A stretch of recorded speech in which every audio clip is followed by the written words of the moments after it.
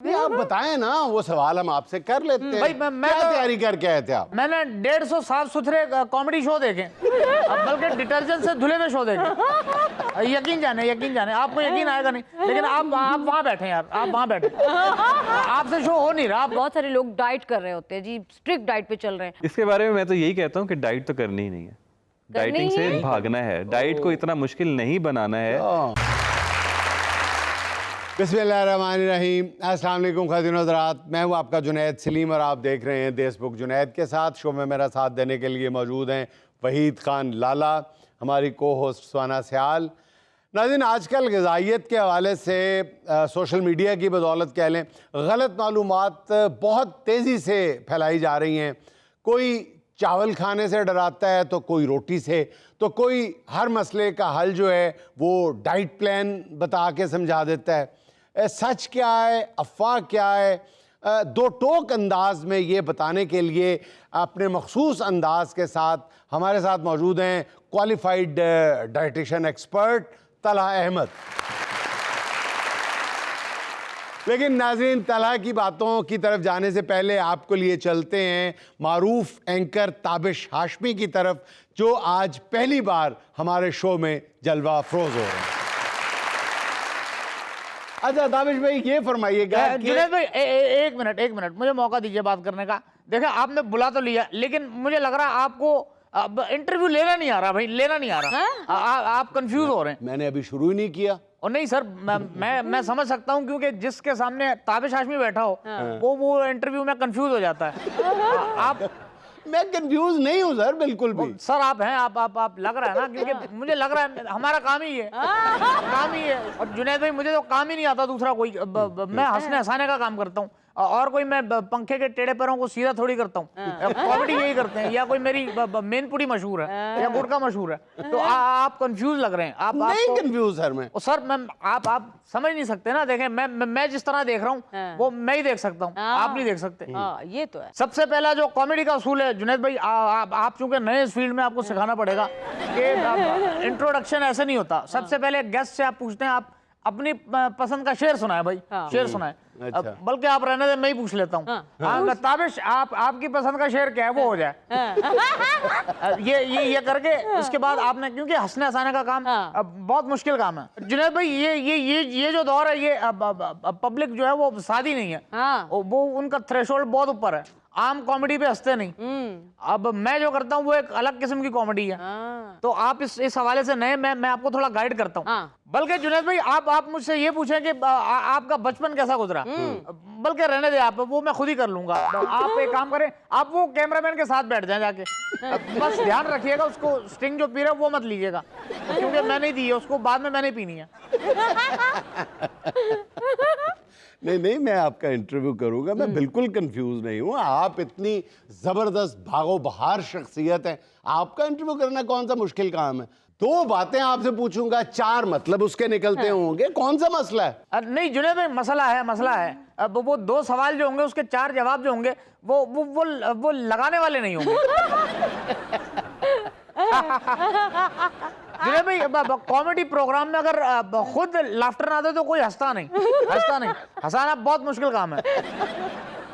चले बचपन का खुद ही बता दे भाई। सुहाना, आप मुझसे क्या पूछ रहे हो? नाज़माबाद वालों से पूछो, वो बताएंगे कि मैं कितना शरारती था, बहुत शरारती था। मैं दुनिया का वाहिद बंदा हूँ कि जिसकी जवानी पहले आई, बचपन बाद में आया। अच्छा, क्या मतलब जवानी पहले बचपन बाद में? अब सुहाना, कॉमेडी प्रोग्राम में ऐसे उल्टे सीधे जुमले डाल दो, हिट हो जाते हैं। लोग अपने अपने मतलब निकाल लेते हैं। और ये बात आपको जुनैद भाई या ताबिश हाशमी बता सकता है, या फिर इमरान हाशमी। ये तो खैर आपने बिल्कुल ठीक कहा है कि इमरान हाशमी की बातें ताबिश हाशमी ज्यादा बेहतर अंदाज में, बल्कि इमरान हाशमी से भी ज्यादा बेहतर अंदाज में सुना सकते हैं। नहीं जुनैद भाई, यहाँ बारीक वारदात कर रहे हैं, लेकिन आप पकड़े जा रहे हैं। आपसे हो नहीं रहा। ये मैं, बल्कि आप छोड़े, मैं बता देता हूँ।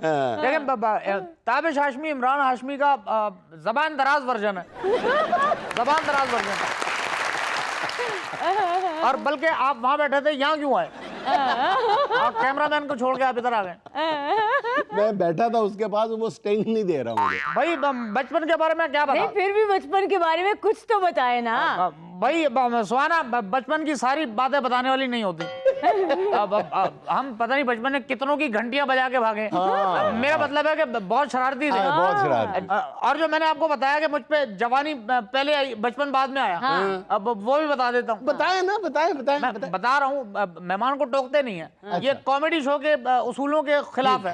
अब आप चुप करके बैठते रहे, ये फ्लो टूटता है, कॉमेडी नहीं होती। मैं बताने ही बैठा हूँ यहाँ पे, कथा चुने मैं लगाने नहीं बैठा। जी जी सॉरी सर, गलती हो गई। नहीं, आप फिर वहीं जाके बैठ जाए। अरे बताए ना कि आप पे जवानी पहले आई, बचपन बाद में, कैसे?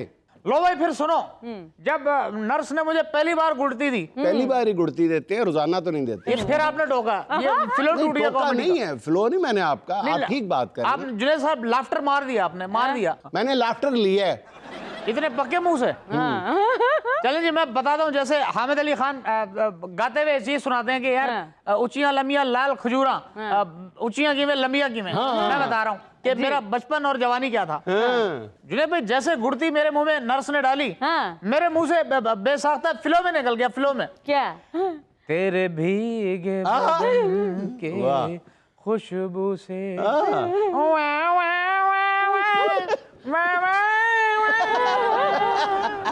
और जुनैद साहब, वो नर्स भी बहुत शौक और चंचल थी। अच्छा, उसके मुंह से भी बेसाख्ता निकला। क्या? Cocoa Corina. जुनैद भाई, अभी ये डुएट चल ही रहा था कि छापा पड़ गया, छापा। अम्मा अब्बा आ गए, अम्मा अब्बा। अब मैं तो दौड़ ही नहीं सकता था, नर्स दौड़ गई, वो दौड़ गई, मैं गड़ गया। मैंने अब्बा से कहा I stand for my words. मैं अपने लफ्जों पे कायम खड़ा हूँ। नहीं, आपकी बात बहुत अच्छी तरह हमें समझ आ गई कि आप पर पहले जवानी कैसे आई और बचपन बाद में क्यों आया। इसका मतलब है आजकल आप अपने दौरे बचपन से गुजर रहे हैं। अब जुनैद भाई, मेरा दिल होता है मैं क्रॉलिंग करूं, मैं दीवारों पे कार्टून बनाऊं, दीवारें गंदी करूं। मेरा दिल होता है मैं झुनझुना बजाऊं। मेरा दिल होता है पापड़ जो है उंगलियों में लगा के वो खाऊं। और जुनैद भाई, यूं समझे कि आज भी मैं जवान बच्चा हूं। और यकीन जाने मेरे शो में कोई खूबसूरत मेहमान आती है, मेरा दिल होता है मैं यूं करूं।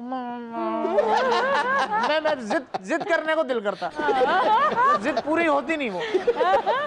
जवान बचपन। हाँ, क्योंकि सुहाना, मेरे डेंटिस्ट ने मुझे बोला, भाई ताबिश आपके दूध के दांत गिरने वाले गिरने वाले। मैं क्या करूं?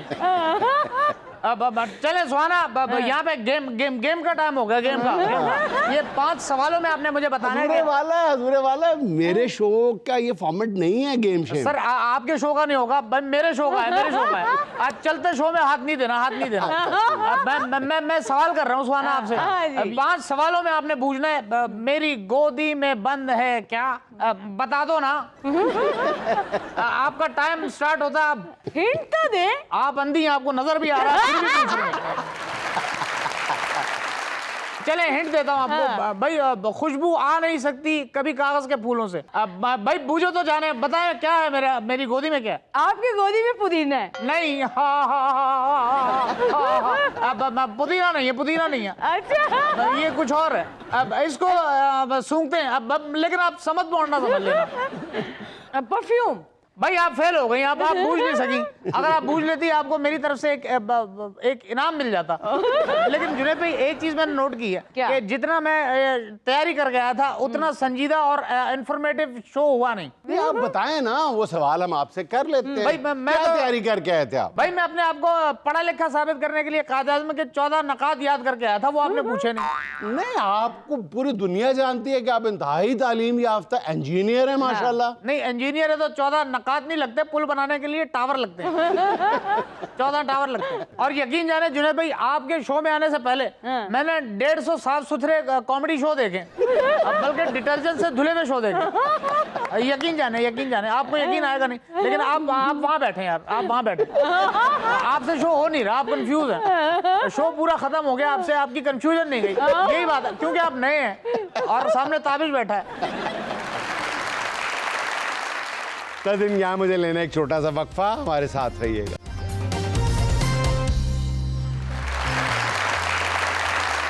अच्छा दादा भाई, ये फरमाएं कि मैंने आपके सोशल मीडिया पे क्लिप्स देखे हैं और बहुत शौक से देखे हैं क्योंकि आप वही कुछ कहते हैं जो मैं सुनना चाहता हूँ।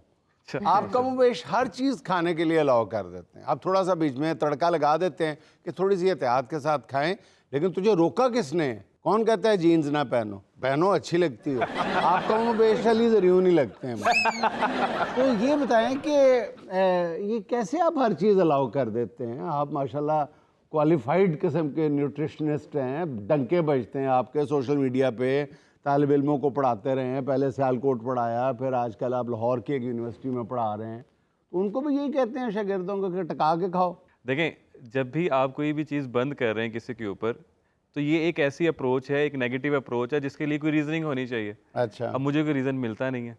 आप कोई अगर मिसाल के तौर पे कोई कहता है कि आप रोटी खाना बंद कर दें, तो मैं आखिरी हद तक कोशिश करूंगा कि ये एक ऐसा स्टेप है जो इतनी जल्दी इतनी आसानी से नहीं उठाना चाहिए। ठीक, क्योंकि कोई आसान चीज़ तो नहीं है। ये कह देना तो आसान होता है किसी भी डॉक्टर के लिए, किसी भी न्यूट्रिशनिस्ट के लिए अपने पेशेंट को कि आज से तुम रोटी खाना बंद कर दो, चावल आगे खाना बड़े बंद कर दो। बदतमीज मरीज होते हैं, तू करके बखा। नहीं, वो बदतमीज नहीं होता। मैं तो नहीं कहूँगा उनको बदतमीज। वो ठीक, वो बिल्कुल ठीक है। यार क्या बात। अच्छा, जैसे मैंने अभी आपके अर्ज किया आपके बारे में कि जो मेरा इम्प्रेशन बनता है ना आपको देख के, या हर आपको सोशल मीडिया पे जो सुनता है, आपका जो फ़ैन है, वो ये एक इम्प्रेशन लेता है कि आप मिथ बस्टर हैं। कई दहाइयों से मिथ्स बनी हुई हैं न्यूट्रिशन के हवाले से, खाने पीने के हवाले से, आप उनके परखचे उड़ा के रख देते हैं। तो आप भी ज़रा ज़्यादा नहीं अफरातो तफरीत का शिकार हो जाते हैं? तफरीत, अफरात यानी ज्यादती का शिकार हो जाते हैं। हाँ, यानी ज्यादा बता देते हैं कि खाओ, टका के खाओ। नहीं, मैं ज्यादती इसलिए कर रहा हूँ। छोड़े सर, मैं बताता हूँ, ये इसलिए अलाउ करते हैं जो भी खाना है खाओ, क्योंकि इनके पल्ले से नहीं जाता। देखें, मैं लोगों को इसलिए ऐसा लगता है कि मैं ज्यादती कर रहा हूँ क्योंकि लोग आदत हो चुकी है लोगों को इस अप्रोच की, इस सोच की कि हमने हमेशा ये खाना बंद कर देना है, वो खाना बंद कर देना है, या कोई भी बीमारी है उसमें ये परहेज कर देना है, वो परहेज कर देना है। सिर्फ लोग इस आदत की वजह से इतना ज़्यादा इस चीज़ को नॉर्मलाइज कर चुके हैं कि अब जब मैं ये कहता हूँ कि आप ये सब कुछ खा सकते हैं, तो वो too good to be true वाला हो जाता है। एक दफ़ा मैं आपका मैंने क्लिप सुना था, उसमें आप फरमा रहे थे, कौन पागल कहता है कि परहेज इलाज से बेहतर है? कोई परहेज इलाज से बेहतर नहीं। यहाँ तक चले क्या बात है, ये कैसे आप कहते हैं परहेज इलाज से बेहतर? तो है ना, क्योंकि परहेज जो है उसका कॉन्सेप्ट ये नहीं है कि आप खाने पीने की चीज़ों से परहेज करना शुरू कर दें। अच्छा, आप एक बॉडी लेके चल रहे हैं, उस बॉडी की कुछ रिक्वायरमेंट्स हैं और वो रिक्वायरमेंट्स आपने पूरी करनी है। अब आप उस रिक्वायरमेंट को एक्सीड कर देते हैं फॉर एग्जांपल, तो भी प्रॉब्लमेटिक है। अगर उससे पीछे चले जाते हैं तो भी प्रॉब्लमेटिक है। तो ये अप्रोच रखना कि मैं जितना परहेज कर लूंगा उतना अच्छा होगा, तो ये चीज़ ही गलत है। ये ऐसे है कि आप अपनी रेसिपी कंप्लीट ही नहीं कर रहे, यानी एतदाल में रहना चाहिए। आप ये कह सकते हैं। देखें, ये तो कॉमन सेंस से समझने वाली बात है। कोई जानवर भी है ना, उसको भी पता है कि मैंने खाना कितना खाना है। अनलिमिटेड दुनिया में कोई भी ऑर्गेनिज्म नहीं खा सकता। अब ये जब मैं कह रहा हूँ कि आप जितना कभी खाते नहीं कुछ लोग तो ऐसे होते 2-2 किलो मिठाई खा जाते हैं, पूरा वो 3 मिल्क केक खा जाते हैं। लेकिन उनको भी आप 6 केक खिला के देख लें। ले, आप मेरी छोटी बहन के सामने 12 रख के खा जाएंगे। ये एक अलग कबीला है। ये कबीला ही अलग है। अच्छा तलहा, आम तासुर तो ये है कि डाइटिशियन सिर्फ खवातीन ही बनती हैं। आपने इस शोबे का इंतखाब कैसे किया, या किसी ने धक्का दे के कहा कि चलिए ये बन जाओ? पहले से ही डिसाइड किया हुआ था कि मैंने कुछ भी अलाइड हेल्थ में करना है। अब उसमें मुझे ये ज़्यादा इंटरेस्टिंग लगा और ऐसा भी लगा कि जैसे इसकी ज़रूरत भी है। अच्छा तला, ये बताइएगा कि जैसे हम बार बार बात कर रहे हैं मिथ, तो मैं अगर आपसे ये पूछूं कि मैंने अपनी ज़िंदगी में ही डॉक्टर्स के हाथों कई मिथ्स टूटती हुई देखी हैं, बल्कि आए रोज़ हम सुनते हैं देसी घी ये दिल के मरीजों के लिए अच्छा है, नहीं अच्छा। एक फेज़ आता है, कहते हैं नहीं देसी घी खाएं, बहुत अच्छी चीज़ है, और साथ ही अगला फेज़ आता है 2 साल बाद सुनते हैं नहीं देसी घी के करीब भी ना, ये बीमारियों की जड़ है। सरसों का तेल, इसके बारे में भी ऐसे है, देसी अंडे, ये वो चीज़ों के अपने डॉक्टर्स के मयार बदलते रहते हैं। इसकी क्या वजह है? इसकी एक बहुत बड़ी वजह यह है कि अक्सर हमारे जो अनफॉर्चुनेटली बड़े अफसोस के साथ कहना पड़ रहा है कि हमारे ज़्यादातर जो प्रोफेशनल्स हैं वो न्यूट्रिशन को एज अ साइंस देख ही नहीं रहे। अच्छा, मतलब न्यूट्रिशन एक साइंस है। ये आपका पर्सनल एक्सपीरियंस नहीं है। ये आपके दादी अम्मा या दादा अब्बू का जो दिया हुआ नॉलेज था, जो इन्फॉर्मेशन थी खाने पीने को लेके, ये वो नहीं है। फिर उसके बाद जो आप यूट्यूब पे या फेसबुक पे जो रील्स देख रहे हैं, ये वो भी नहीं है। ये सिर्फ एक साइंस है। मतलब आपने कभी किसी डॉक्टर के जो डायग्नोसिस या ट्रीटमेंट के ऊपर कभी क्यों कोई आपने कंट्रोवर्सी नहीं देखी? ऐसा क्यों नहीं हुआ कभी कि कोई एक डॉक्टर है वो सर दर्द के लिए पैनाडोल दे रहा है, कोई दूसरा डॉक्टर है वो कोई और ही दवाई दे रहा है? तो यहाँ पे आप देखते हैं कि टोटली ही डिफरेंट स्टोरीज चल रही हैं। हाँ ऐसा ही है, क्योंकि हम इसको एज अ साइंस नहीं देख रहे, क्योंकि हम सब इसको अच्छा जरा पर्सनली। माफ कीजिएगा, मैंने आपके क्लिप्स में ना बड़े शौक से देखे हैं, आप भी कोई बहुत ज्यादा ध्यान नाल नहीं सुनते गल, तो आप भी बड़े ना लापरवाही के साथ करते हैं। कौन कहता है चीनी राजा, पागल हैं जो कहते हैं चीनी, ऐसे करते हैं बात। जी सर, मैंने भी क्लिप देखे हैं, ये तो उसमें बहुत ही लापरवाही से बात करते हैं यार। हाँ, चीनी किसने मना की है? नहीं, चीनी आपके ही देखें 22 चम्मच डाले हुए इसमें, कुछ नहीं होता, आप खाएं पिएं। 22 कैसे डाल दिए इतने से कप में? 22 चम्मच कैसे डाल दिया आपने? असल में 2 डालें, 20 डलने हैं यार। तो आप खाएं यार, जिंदगी में एक बार आप आए, जितना खा सकते हैं खाएं। मैं ऐसे इसलिए बात कर रहा हूँ ताकि आम लोगों तक मैं आसान अल्फाज में, आसान अंदाज में कम्युनिकेशन में आसानी हो। बिल्कुल। अगर मैं वो प्रोफेसरों की तरह बैठ के समझाने लगूंगा तो कोई मेरी वीडियोस नहीं देखेगा। हाँ। अच्छा तरह बात चल रही है मिथ्स की, गलत फहमियों की। अगर एज ए एक्सपर्ट मैं आपसे पूछती हूँ कि ऐसी कौन सी 5 गलत फहमियाँ जिनके ऊपर हम बड़ा यकीन रखते हैं कि ये बिल्कुल दुरुस्त है? एक तो सबसे बड़ी गलतफहमी ये है कि आपके शो में आपके साथ कोई खातून है और आप सारी ज़िंदगी इस गलतफहमी में रहें कि ये घर से किसी दिन कुछ बनवा के लाएगी मज़ेदार से। ये सबसे बड़ी गलतफहमी है जी। चले एक तो होगी, बाकी पीछे 4 रहेगा। काउंट कर ली। अच्छा, एक बहुत बड़ी मिथ है कि ठंडी गर्म तासीर हमारी सेहत के ऊपर असरअंदाज होती है। अच्छा। बहुत से लोग ये समझते हैं कि फलां बीमारी में आप ठंडी चीजें खाएं, फलां बीमारी में गर्म चीजें खाएं। बहुत बड़ी मिथ है। उसके बाद एक मिनट जरा ब्रेक लगाइएगा। तासीर गर्म या ठंडी, तासीर लफ्ज ही गलत है। नहीं, इसकी तासीर ठंडी है, इसकी तासीर गर्म है, ये गलत है। ये लफ्ज गलत नहीं है, ये एक सिर्फ और सिर्फ सिम्टमेटिक किस्म की एक फील है, एक एक्सपीरियंस है जो आप खाने के बाद ले रहे हैं। इसका उससे आगे कोई लेना देना नहीं। अगर इसको दूसरे तरीके से ले लिया जाए कि तेजाबियत या एसिडिटी से ज्यादा होती है, जलन, उसका भी तासीर से क्या लेना? उसका तासीर से कोई ताल्लुक नहीं। लेकिन बात चीज़ें हम देखते हैं कि वो खाने से, गर्मियों में आप मछली बहुत ज़्यादा खा लें तो फ़ौरन ही नक्सीर आपको फूट जाएगी। बॉयल ज़ाफ़रान वाला पानी पी लें। हाँ, तो ये तासीर बाज़ है। मैं भी समझता हूँ कि मेडिकल साइंस तासीर को नहीं मानती, गर्म सर्द की तासीर को नहीं ज़्यादा मानती और लफ्ज़ों में इसको बयान करती है। तासीर को एक हद तक मानते हैं। एक हद से मुराद ये है कि हर खाने का एक थर्मोजेनिक इफेक्ट होता है। मतलब जब आप वो खाना खाते हैं, आपकी बॉडी उस खाने को डाइजेस्ट करने में, मेटाबोलाइज करने में कुछ काम करती है। अच्छा। अब वो काम अगर ज़्यादा होगा तो उससे एक गर्म इफेक्ट पैदा होगा बॉडी में, अगर वो काम कम होगा तो नहीं होगा। तो इसीलिए अगर आप कोई भी हाई एनर्जी फूड खाते हैं, कोई हाई प्रोटीन फूड खाते हैं, जैसे मिसाल के तौर पे आप गोश्त खा लेते हैं या कोई हाई फैट फूड खा लेते हैं, तो आपको गर्मी का एहसास होता है। सर्दियों में आपके लिए वो कंफर्ट फूड होता है और गर्मियों में आपके लिए जो कंफर्ट फूड होता है वो ठंडी तासीर वाला होता है। जैसे आपने नक्सीर फूटने की बात की है, तो वो एक प्रॉब्लम है जो स्पेसिफिकली कुछ लोगों में होता है, वो सब लोगों में नहीं होता। मतलब आप ऐसा तो नहीं है कि गर्मियों में जाएं और मछली की दुकान को ही देखें और बाहर या कोई रेस्टोरेंट हो जहाँ पे हम लोग मछलियाँ खाते हैं और खाने के बाद सबकी नक्सीरें फूट रही हैं, वो तो स्पेसिफिकली कुछ लोगों में प्रॉब्लम है। दूसरा एक बहुत बड़ा मिथ है, हमारे यहाँ लोग बड़ी बड़ी बीमारियों का फूड इंग्रेडिएंट से इलाज करते हैं। अच्छा। कोई चिया सीड्स खा रहा है किसी मसले के लिए, कोई लहसुन कच्चे। अब मुझे तो अफसोस होता है, दुख होता है उन लोगों पे कि वो क्यों अपने साथ ही जुल्म करते हैं। अच्छा। कोई हल्दी वाला दूध पी रहा है मिसाल के तौर पे। इन चीज़ों में फ़ायदे होते हैं लेकिन इन चीज़ों में बीमारियों के इलाज नहीं होते। वरना लोग बेवकूफ़ नहीं है या गोरे बेवकूफ़ नहीं है जिन्होंने बिलियंस ऑफ डॉलर्स की इन्वेस्टमेंट्स करके इतने बड़े बड़े सिस्टम्स और इतने बड़े बड़े हॉस्पिटल्स बना लिए हैं। अगर इन चीज़ों से हम इलाज कर पाते तो क्यों ना करते। अच्छा, बहुत सारे लोगों का एक्सीडेंट होता है, चोटें लग जाती है, तो घर वाले कहते हैं जी दूध के अंदर हल्दी डाल के पिए, आपको फाका होगा, ठीक हो जाएंगे। तो वैसे भी तो ठीक हो जाना था, 2 दिन वेट करें, ये तो ठीक हो जाएगा। ये तो खुदा का नाम ले। नहीं, इसका मतलब है अस्पताल भी नहीं जाना चाहिए, वैसे भी तो ठीक हो ही जाना है। मेरा कहने का मतलब ये है कि साइंस जो है ना, वो बेसिकली जब भी किसी चीज के ऊपर रिसर्च करती है उसका एक प्रोटोकॉल है। वो प्रोटोकॉल ये कहता है कि आपने 2 सिचुएशंस का कंपैरिजन करना है, उसके बाद देखना है कि कोई सिचुएशन ज्यादा प्रेफरेबल है या नहीं है। तो साइंस, अगर मिसाल के तौर पे ये एक्सपेरिमेंट किया जाए, फॉर एग्जांपल 2 लोग हैं, उनका एक्सीडेंट हुआ है, एक को हल्दी वाला दूध पिलाएंगे, एक को नहीं पिलाएंगे, 2 दिन बाद देखेंगे किसमें हीलिंग ज्यादा अच्छी हुई है। अब मैंने एक्चुअल में कोई इसके ऊपर स्टडी देखी नहीं है, बट मैं ये कहना चाह रहा हूँ हल्दी वाला अच्छा होगा। नहीं, वो कह रहा नहीं होगा। मैं ये कहना चाह रहा हूँ कि वो दूसरा भी 2 दिन में ठीक हो जाएगा। ठीक हो जाएगा। क्योंकि हीलिंग का अब प्रोसेस है natural ये का। डिपेंड करता है, असल में हल्दी मैटर नहीं करती, ये डिपेंड करता है अगर दोनों मरीजों का मवाजना करना है तो ये देखना चाहिए कि किसकी बीवी ने जोर से बेलना मारा।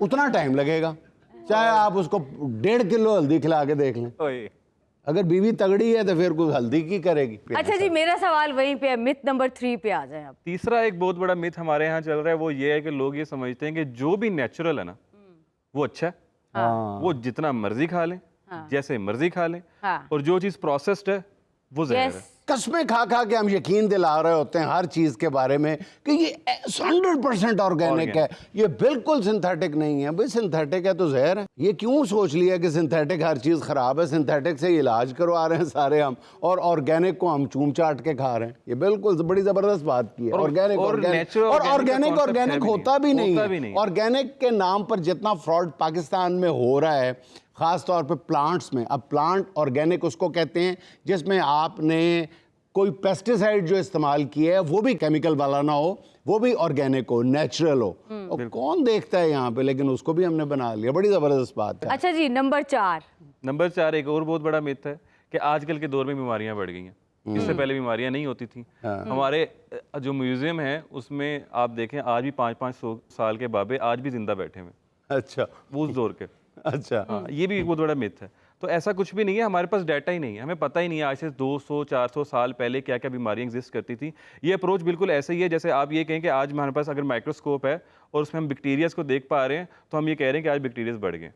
मेरा ख्याल है कि आज से पहले जब हम कहते हैं बीमारियां कम थी, उस वक्त बीमारियां जो है वो डायग्नोज नहीं हो पाती थी। बिल्कुल, उस वक्त बगैर डायग्नोज के बाबा जी चल बसते थे। तो बाबा जी का ज्यादा से ज्यादा हम ये कह देते थे कि साया सी। और पहले तबई मौत मरना, अगर मिसाल के तौर पे कोई अचानक से मर गया तो उस पर कोई जिन चुड़ैल चिमड़ी थी, ये 2-4 चीज़ें। उसके बाद बीमारियां होती थी जो बीमारियां फैलना करती थी, जैसे मिसाल के तौर पे कोई वबा फूट पड़ती थी, उससे लोग बहुत ज़्यादा मरते थे।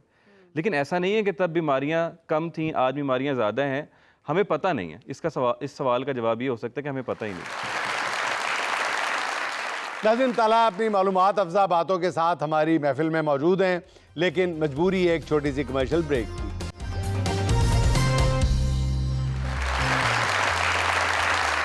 अच्छा ताला भाई, ये बताइएगा कि ये भी एक मिथ है कि जी हम तलाश कर कर के देसी अंडा खाना है, जी देसी अंडा खाना है, देसी अंडे में बड़ी ग़िज़ाइयत होती है। साइंस ये कहती है, जो मैंने पढ़ा है, कि देसी अंडे में कोई ज़्यादा ग़िज़ाइयत नहीं होती, बल्कि जो देसी मुर्गी होती है वो गंदबला खा के फिर अंडा बनाती है, जबकि पोल्ट्री फार्म की जो मुर्गी होती है वो साफ़ सुथरी बैलेंस डाइट खा के अंडा देती है।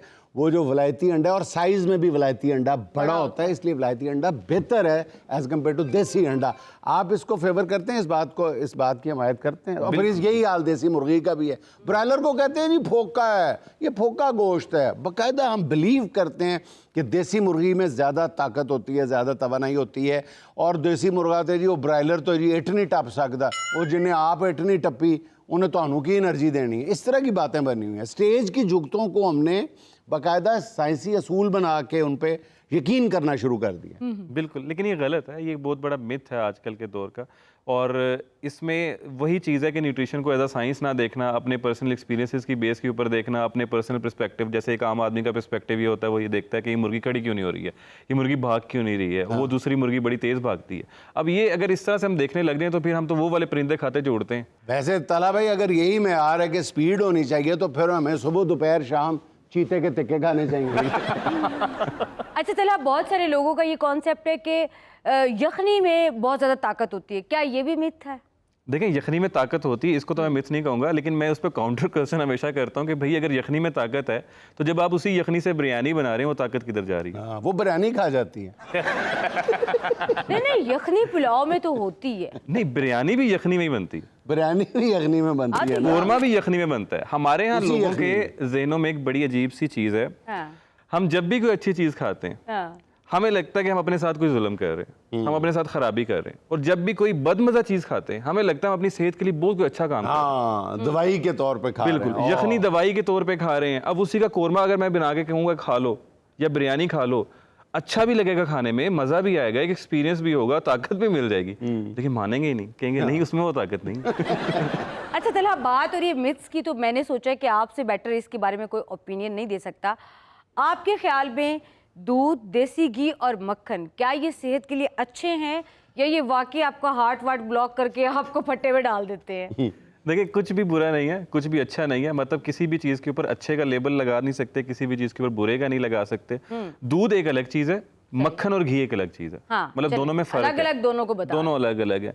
दूध जितनी आपकी बॉडी की रिक्वायरमेंट है दूध के लिए, कैल्शियम के लिए, प्रोटीन के लिए, आप उतना दूध डेली बेसिस पे पी सकते हैं। दिन में 1 से 2 गिलास पिएंगे तो आपकी वो रिक्वायरमेंट पूरी हो जाएगी। अच्छा, कुछ लोग हैं हमारे देहातों में, हमारे कल्चर में, जो दिन में किलो दूध भी पीते हैं, इससे भी ज्यादा पीते हैं। अच्छा, वो पी सकते हैं, ऐसा नहीं कि पी नहीं सकते। लेकिन फिर वहां पे थोड़ा सा काम करने की जरूरत है, वहां पे चीजों को देखने की जरूरत है, वहां पे चीजों को एडजस्ट करने की जरूरत है। मेरे जैसे किसी भी डाइटिशियन के पास जाके उनसे कैलकुलेशंस करवा के उसके अकॉर्डिंगली अपनी डाइट को सेटअप करने की जरूरत है। अगर हम देसी घी और मक्खन की बात करें तो ये फैट है और सैचुरेटेड फैट है। फैट में भी 2 किस्में होती हैं, एक अनसैचुरेटेड होता है, एक सैचुरेटेड होता है। जो सैचुरेटेड फैट है वो आप डेली बेसिस पे रेगुलर कुकिंग की तरह, जैसे आप बाकी सारा फैट यूज कर रहे हैं, उतना यूज नहीं कर सकते। अच्छा, उसकी जो लिमिट है वो थोड़ी छोटी है, वो थोड़ी सी नैरोड है। मतलब आप अपनी पूरी जो डाइट है उसमें जितनी भी एनर्जी ले रहे हैं उसका 10% आप सैचुरेटेड फैट से ले सकते हैं। तो इसीलिए आपको जो रेगुलर बेसिस पे फैट यूज करना है वो अनसैचुरेटेड यूज करना है, जिसमें ऑयल वगैरह यूज किया जा सकता है। अब इसके ऊपर काफी ज्यादा कंट्रोवर्सी भी है, बहुत ज्यादा सारे लोग हैं जो इस ओपिनियन से इख्तलाफ भी रखते हैं, लेकिन साइंस में कंट्रोवर्सी नहीं है। ये जो एक मिथ है ना बहुत बड़ा, कि साइंस इसके ऊपर कंफ्यूज्ड है, साइंस कभी ये कहती है, साइंस कभी वो कहती है, ऐसा कुछ भी नहीं है। साइंस नहीं कहती, कुछ डॉक्टर्स कहते हैं, और डॉक्टर्स जो हैं वो खुद सोशल मीडिया से इन्फ्लुएंस्ड होते हैं। बिल्कुल बिल्कुल। अच्छा, ये बताइएगा कि सोशल मीडिया में ये जो एक कतईयत पाई जाती है, फिर आप कहेंगे मैं मुश्किल लफ्ज़ बोल रहा हूँ, कि ये चीज़ इस्तेमाल करें, टिका के करें, बहुत ज़्यादा करें, इसके बड़े फ़ायदे, और ये चीज़ बिल्कुल नहीं इस्तेमाल करें, इसके करीब भी नहीं जाना। तो यहाँ पे हम इंतहा पसंदी का शिकार नहीं हो जाते? बिल्कुल। हमने बॉलीवुड की फिल्में बहुत ज़्यादा देखी है ना, उसमें विलेन है तो बस उसका काम ही दुनिया में मकसद ही यही है कि उसने आगे बस उल्टे सीधे काम ही करने, और जो हीरो है उसकी पर्सनैलिटी आप देखें। ऐसा सिर्फ व्यूज के लिए किया जाता है कि जनाब 100 बीमारियों का इलाज है, फलां आइटम कहाँ है, और 100 बीमारियों की जड़ है, ये भी बताते हैं, 100 बीमारियों का इलाज है। बिल्कुल ऐसा ही है। Fear mongering as a marketing strategy use की जाती है। लोगों को पहले डराया जाता है, हुक किया जाता है, लोगों को पहले ये समझाया जाता है, बताया जाता है कि जो आप खा रहे हैं वो सब कुछ गलत है, वो सब कुछ जहर है। अब लोग परेशानी का शिकार हो जाते हैं, लोग घबरा जाते हैं कि खाएं क्या। फिर उनको अजीब वन सवन्ने फैंसी किस्म की चीज़ें बेची जाती हैं। कोई दलिया बेच रहा है, कोई आटा बेच रहा है, कोई कावा बेच रहा है, बिल्कुल हर चीज बेच रहा है, हर चीज बेच रहा है। कोई मजहब के नाम पे बेच रहा है, बिल्कुल, कोई ऑर्गेनिक के नाम पे बेच रहा है, कोई किसी नाम पे बेच रहा है, कोई डरा के बेच रहा है, कोई उकसा के बेच रहा है। और उससे पूछा जाए ना कि यार 100 बीमारियां बताएं कौन सी लग सकती हैं मुझे, 2 बीमारियों या 3 बीमारियों का नाम लेगा तो वो मरीज पूछेगा जी कि बाकी 97 कहते जो तुम लगन गया थे पता लग जाएगा। अच्छा चले, एक और छोटा सा सवाल। बहुत सारे लोग डाइट कर रहे होते हैं जी, स्ट्रिक्ट डाइट पे चल रहे हैं, और एक दिन जी हमारा चीट डे है, तो उस दिन वो ज़्यादा आइसक्रीम खा लेते हैं, केक खा लेते हैं, मिठाइयाँ खा लेते हैं। तो इसके और वो जो चीट डे होता है ना, वो 72 घंटे का होता है, 24 घंटे का नहीं। तो इसके बारे में क्या ख्याल है आपका? इसके बारे में मैं तो यही कहता हूँ कि डाइट तो करनी ही नहीं है, डाइटिंग से भागना है। डाइट को इतना मुश्किल नहीं बनाना है कि आपको चीट करने की जरूरत है। अच्छा, डाइट नहीं करनी, ये इतना मुश्किल नहीं होना चाहिए कि आपको इसके लिए चीट करने की जरूरत पड़ जाए। अच्छा, ये नॉर्मल अंदाज में डाइट। आप जो अपनी सेहत मेंटेन करना चाह रहे हैं, आप जो अपना वेट मेंटेन करना चाह रहे हैं, वो 3 महीने के लिए नहीं करना चाह रहे, वो 6 महीने के लिए नहीं करना चाह रहे, वो पूरी जिंदगी का प्रोसेस है। तो इसका क्या फायदा अगर मिसाल के तौर पे आप ऐसा कोई डाइट प्लान ले लेते हैं जिससे आप 3 महीने में ठीक हो जाएंगे, तो अगर वो चीज प्रोसेस कंटिन्यू ही नहीं होगा तो उसका क्या फायदा होगा? कोई फायदा नहीं होगा। इसीलिए आपको डाइट नहीं करनी है, आपको कोई डाइट प्लान फॉलो नहीं करना है, आपको बल्कि अपनी जो नॉर्मल रेगुलर डाइट है उसको समझना है, सीखना है कैसे उसको अपनी बॉडी के अकॉर्डिंगली अलाइन करना है, जिससे आप अपनी एक अच्छी बॉडी भी मेंटेन करें और खुश भी रहें। तो डाइट प्लान नहीं लेना। आपको पता है कि सारे डाइटिशियनिस्ट जो हैं आपको गालियां देंगे कि साड़ी रोजी मरवाती, वो तो रोजाना एक ही डाइट प्लान फोटोकॉपी करा के रखा होता है, सारों को वही देते जाते हैं, लिखते उनके सामने है कि आपके लिए स्पेशल बना के रखूंगी या रखूंगा। इनकी रोजी मरनी थी, मैं ना मारूं वैसे भी मर जानी। जो ऐसे लोग हैं जो इस चीज के ऊपर सिर्फ और सिर्फ रिलाय कर रहे हैं, क्योंकि एक डाइटिशियन का काम डाइट प्लान बनाना नहीं है। बात काट रहा हूँ, देखें, सबकी जो मेटाबॉलिक रेट है सबका फ़र्क है, सबकी बॉडी रिस्पॉन्स सबका फ़र्क है, सबकी रिक्वायरमेंट फ़र्क है। तो जाहिर है कि उनका डाइट प्लान अगर कोई है, डाइट प्लान को तो आप डिनाई नहीं कर सकते कि यार आप दिन में ये खाने की कोशिश करें, वो तो डिफरेंट हो सकता है ना। आप एक पेपर पे लिख के या एक पीडीएफ पे लिख के ये डिसाइड क्यों कर रहे हैं कि मैंने यही खाना है? अब उसके अलावा दुनिया की जो बाकी सारी चीज़ें हैं वो आप कैसे खाएंगे? आज मेरा दिल कुछ और कर रहा है खाने को, या मेरे घर पे कुछ और होती है ना, कई जो 4 ऑप्शंस दे दें, 10 ऑप्शंस दे दें, 12 ऑप्शंस दे दें, फिर भी ऐसा हो सकता है कुछ 2.5 लाख ऑप्शंस लेने हैं, 10-12 नहीं, कहने का मतलब ये है कि आप उस कैद में बंद नहीं रह सकते। अच्छा, ये मेरा ओपिनियन नहीं है पर्सनल, आप इसके ऊपर रिसर्च देखें। अभी तक जो एक कल्चर रहा है डाइटिंग का या डाइट प्लान्स का, उसके ऊपर जितना भी एविडेंस हमारे पास आया है, जितना भी डाटा हमारे पास आया है, उसने क्या बताया? उसने हमें ये बताया है कि जितने भी लोग हैं जो डाइटिंग करते हैं वो 3 महीने 6 महीने तक कर पाते हैं, उससे ज़्यादा नहीं कर पाते हैं। हाँ, वो जो भी वेट लॉस करते हैं या जो भी हेल्थ बेनिफिट्स लेते हैं उनको सस्टेन नहीं कर पाते, रीगेन कर लेते हैं। तो ये सबसे बड़ा प्रॉब्लम है इसका। लेकिन बड़े भाई की शादी जो होती है 7 दिन बाद, वो तो अच्छी गुजार लेती है ना। बिल्कुल, वो अच्छी गुजर जाती है, बिल्कुल ऐसे ही। अच्छा जी, सुहाना का सवाल, 4 ऑप्शंस, एक आपने सेलेक्ट करनी है। सवाल ये है, अगर आपको पाकिस्तानियों की एक आदत खत्म करने का इख्तियार मिल जाए तो क्या खत्म करेंगे? कोल्ड ड्रिंक्स की आदत, रोज रोज फास्ट फूड खाने की आदत, मुफ्त खाने की आदत, कल से डाइट शुरू करूंगा का वादा। कल से डाइट शुरू, ये वाला ऑप्शन, ये बड़ा अच्छा। यानी आपका मतलब है कि डाइट खत्म जारी प्रोसेस है, रहना चाहिए। ये कल से वाला आज से वाला नहीं है। जिस दिन आप नहीं कर रहे डाइट उस दिन भी आप कर रहे हैं, और जिस दिन आप कर रहे हैं उस दिन भी कर रहे हैं। आपकी बॉडी को फर्क नहीं पड़ता इस चीज से कि आपने जहन में क्या सोचा है। तदिन यहाँ मुझे लेना एक छोटा सा वक्फा, हमारे साथ रहिएगा।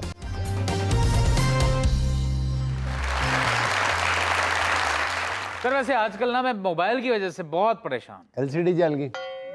एलसीडी नहीं जली सर। क्यों? घर में एक प्रॉब्लम रहता है, घर में मोबाइल रखता हूँ मैं, लॉक होता है, तो उस पे जो है ना बड़ा मुंह मारी हो जाती है आपस में। मेरी बेगम मुझे हर वक्त कहती है पासवर्ड बताओ, मैंने कहा नहीं बताता। बेलना उठा के कहती है क्या? मैंने बेलना यूं नीचे किया हाथ से, मैंने कहा बेगम ये मोबाइल का पासवर्ड ही है, नहीं बताता। नहीं का एन और बताता का बी कैपिटल है। ये मामला चल रहे हैं सर मोबाइल की पासवर्ड की वजह से। नहीं तो भाभी हमारी क्यों शक करती हैं, क्यों पासवर्ड के पीछे पड़ी हुई हैं? सर मुझे नहीं समझ आ रही, बस मेरा तो ये राइट है ना, मैं पासवर्ड लगा के रखूं। उसमें मेरी अपनी पर्सनल चीजें हैं, पकड़ा गया तो फिर सर मैं बगैर पासवर्ड के मोबाइल कैसे खुला रखूं घर पे? अच्छा, ये देखा जाए ना तो आजकल कमोबेश हर घर में होने वाली बहस है, और ख़ास तौर पे मियाँ बीवी के दरमियान तो मेरा ख्याल है शायद ही कोई इससे महफूज हो इस बहस से।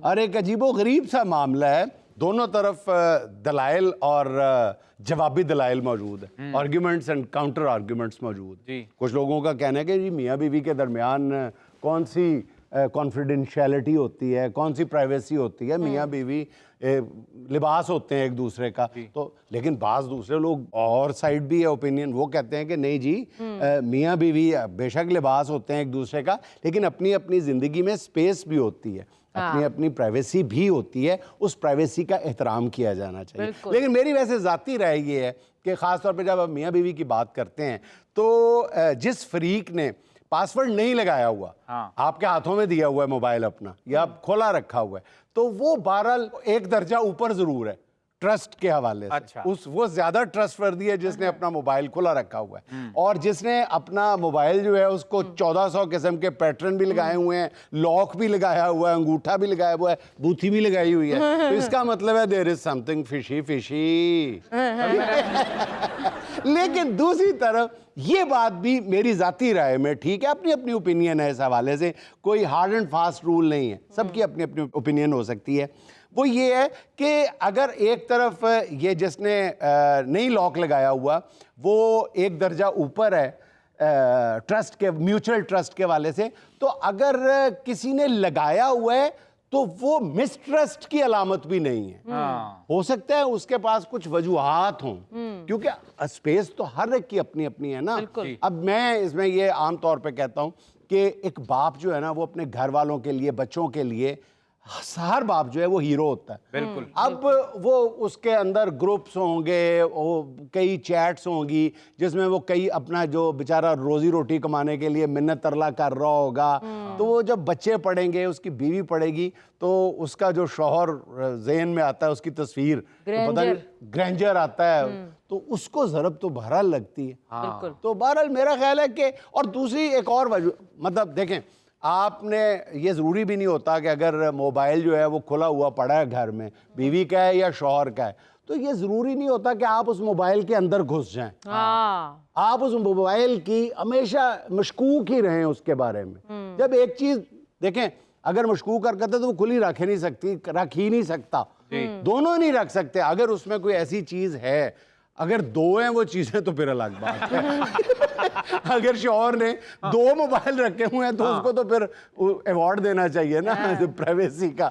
अच्छा, लेकिन मेरा ख्याल है कि फिर एक दूसरे की प्राइवेसी का एहतराम करना चाहिए। अब शौहर आमतौर पे मैंने देखा है कि बीवियों के मोबाइल 80% तो बीवियों के मोबाइल खुले हुए पड़े होते हैं, शौहरों के 80% मोबाइल जो है वो लॉक होते हैं, लेकिन उनके पास अपनी वजूहात हैं, रीजंस हैं। वो ये कहते हैं कि जनाब इसमें बैंकिंग एप्स हैं, उनके कोड वर्ड्स हैं, पासवर्ड्स हैं, इसलिए मैंने इसको लगाया होता है। ठीक है, समझ में आती है बात, दोनों बातें समझ में आती हैं। लेकिन अगर बीवी का मोबाइल खुला हुआ है तो कभी भी ये हरकत मत करें कि आप उसके मोबाइल चैट्स में, उसकी व्हाट्सएप चैट में, उसके इंस्टा में आप अंदर घुस घुस के जासूसी की कोशिश करें।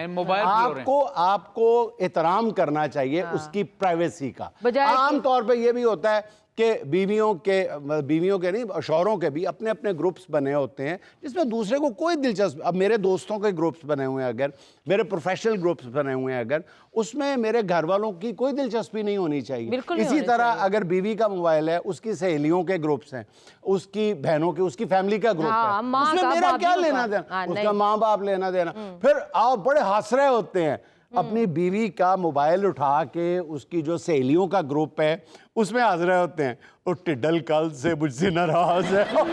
अपनी बीवी के कमेंट पे हंस रहे होते हैं। वो 2 मिनट बाद पता चलता है कि टिड्डल तो इसने मेरा नाम रखा हुआ है। और फिर कह रहे हैं कि मुच्छल कल से नहीं आया। मुच्छल, हाँ, इस तरह के नाम रखे होते हैं बीवियों सहेलियों ने आपस में अपने शौहरों के। फिर जब आप ज्यादा अंदर घुसते हैं तो फिर मुंह की खानी पड़ती है, फिर अपने अपने नामों का पता चलता है। अपने अपने कामों का तो चलता ही है, अपने अपने नामों का भी पता चलता है। पता नहीं मेरा क्या नाम रखा होगा। टिड्डल। तो सर, लुबे लुबाब बात का यह है कि हम उस दौर में पहुंच चुके हैं जहां पे मोहब्बतों का फैसला पासवर्ड करते हैं। नहीं करने चाहिए ना, यही तो अर्ज कर रहा हूं। अगर कोई पासवर्ड लगा के रखता है तो ये कोई मिसट्रस्ट की अलामत नहीं है, और अगर कोई बता देता है तो उसको एडवांटेज जरूर है, ट्रस्ट, म्यूचुअल ट्रस्ट के हवाले से। सर, मुझे तो उस दिन से डर लगता है कि मेरी बीवी इंस्टाग्राम का पासवर्ड ना मांग ले। क्यों? लोगों का इंस्टाग्राम होता है, मेरा थोड़ा सा इंस्टा हराम। But on a serious note, sir, मैंने देखा है बाज यार दोस्त या सहेलियां बाज औकात ना मोबाइल एक्सेस की शेयरिंग कर लेते हैं। अच्छा, इसमें कोई ट्रस्ट का एलिमेंट नहीं होता, ये परले दर्जे की हमाकत होती है, क्योंकि उसमें आपके जो घर की प्राइवेसीज हैं वो होती हैं, आप दोस्तों के साथ और सहेलियों के साथ शेयर कर रहे हैं। बिल्कुल। अब बातें हैं आज की अनोखी खबर की जानिब।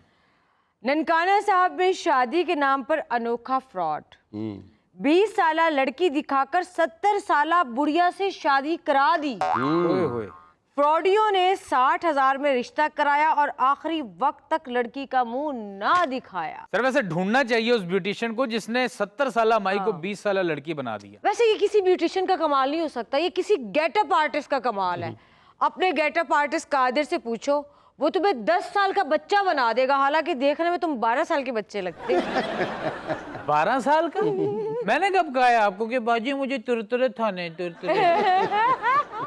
जरा सोचें, जब बारात आई होगी तो अम्मा जी की सहेली ने बोला होगा, नहीं बारात आ गई है, ओ गाना गा, बहारों फूल बरसाओ मेरा महबूब आया है। अम्मा ने गुस्से से हाथ झड़क के बोला होगा, नहीं बह जा आराम नाल, मैं 20 साल दी कुड़ियां, मैं ते ऐ गावांगी, अब लो मेरी अख कतल करे लक कतल, अख कतल करे लक कतल।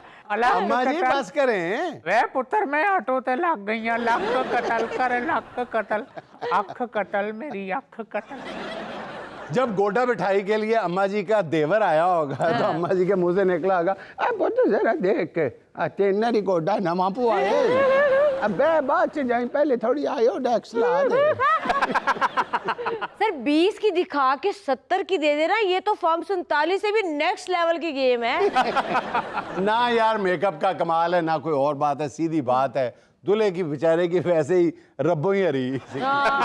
नहीं सर ए दूल्हे दी नहीं सी हरी, मैनू लगता माई ने सारी उम्र रज की चिड़ियां आजाद कराई ने फिर आके ओदी निकली है। अच्छा जी, अब चलते हैं आज की वायरल वीडियो की जानिब। बहुत ही मजे की वीडियो है, देखिए। सर आपको देसी मायरा खान और रणबीर कपूर नहीं याद आ रहे इनको देख के? बाबे की टांगे देख के मुझे ये लग रहा है थोड़ी सी भी तेज आवाज चली ना कड़क की आवाज आनी है। अच्छा सिगरेट तो पी रहे हैं लेकिन मेरा ख्याल है कि एक दूसरे को नसीहत भी साथ साथ करते जा रहे हैं। क्या? ए छड़ दे सिगरेट पीना, बुढ़ापे च जाके ना फिर बड़ी तंगी हुंदी। सर बेशक पी सिगरेट ही रहे हैं लेकिन आप ये देखें कि दोनों की केमिस्ट्री आपस में कितनी क्यूट। अम्मा जी बाबे से कह रही होंगी छेती छेती सूटा लाल है, उमर दी इत्थे कुत्ते फिरन दे ते तेरियां लत्तां भी नंगियां हैं। फिर कितने कुत्ते दे पीछे एक लात दे नाल दौड़दा फिरेगा। सर मैंने देखा है कि आपके अंदर एक बूढ़ी माई छुपी हुई है। उतर घबरा ना, बुढ़ा बाबा भी नाल ही हो। लेकिन सर मैं दावे से कह सकता हूँ बाबा जी स्मोकर नहीं है, वो सिर्फ अम्मा जी की मोहब्बत में पी रहे हैं। अम्मा जी को कंपनी दे रहे हैं। जी सर वैसे इतनी तरतीब और सलूक से सिगरेट पी रहे हैं, ये मियाँ बीवी नहीं हो सकते। नहीं नहीं, ये एक सिगरेट दो जान है। तज़ीन ये था आज का देशभक्त के चलते चलते आज की छोटी सी बात। लोग जब तक भीग ना जाएं बरसात को नहीं मानते, और जब तक खुद पर बीते ना जज्बात को नहीं मानते। नाज़रीन खुश रहें, खुश रखें। आपसे मुलाकात होगी इंशाअल्लाह कल। अल्लाह हाफ़िज़।